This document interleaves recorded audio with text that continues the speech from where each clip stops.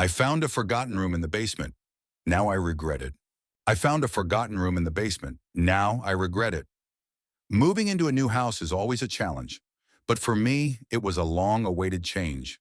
After years of renting, I finally bought an old but spacious house in a small town. The house was built in 1902, and although it needed some repairs, I saw potential in it. Wooden floors, a large porch, and a mysterious old-world charm, all of it made the house special. And then I found the basement. The basement was typical, damp, cold, and I thought, unremarkable. But as I started sorting through old boxes left by the previous owners, I noticed something strange, a wall that looked different from the rest. Unlike the rough stone that made up the rest of the basement, this section was made of newer bricks. It stood out because of its uniformity and cleanliness. I assumed it was part of some past renovation and didn't pay much attention. Until one night, I heard knocking. The knock was faint, hollow, and seemed to come from behind that wall.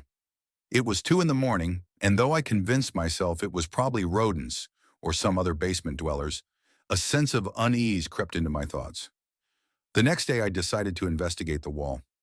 Armed with a flashlight and a hammer, I began tapping on the bricks. After a few minutes, I heard a hollow sound behind one of the bricks. It was odd. The wall was clearly hiding something. I spent nearly 2 hours removing enough bricks to see what lay beyond. There was a room, a small, cramped room, roughly 3 meters by 3 meters. Inside was an old wooden table and chair, next to which lay a stack of yellowed papers. The walls of the room were covered in strange charcoal drawings, all depicting faces. Faces with empty eyes and twisted smiles. I couldn't understand what it all meant, but what unnerved me most was that the room didn't feel old. The table was in good condition, the drawings looked fresh, and the smell of dust, which I expected from a sealed room, was entirely absent. It felt as though someone had been there recently. I took the papers from the table and went upstairs. The papers contained dates, names, and fragmented descriptions. March 12th, 1978. She stared at me all night. April 8th, 1982. The voices won't stop. June 1st, 1983. The voices won't stop. 1991. It came closer. The last entry was dated 2003. I caught it. I won't open the door again. I couldn't sleep that night. I kept thinking I could hear the same faint sounds from the basement. But the next morning when I went down, the room was empty. The drawings on the walls were gone, and the papers I'd left on the table in the living room had vanished. I tried to distract myself with work and avoid going back to the basement, but a few days later, it happened again. This time I heard a quiet whisper.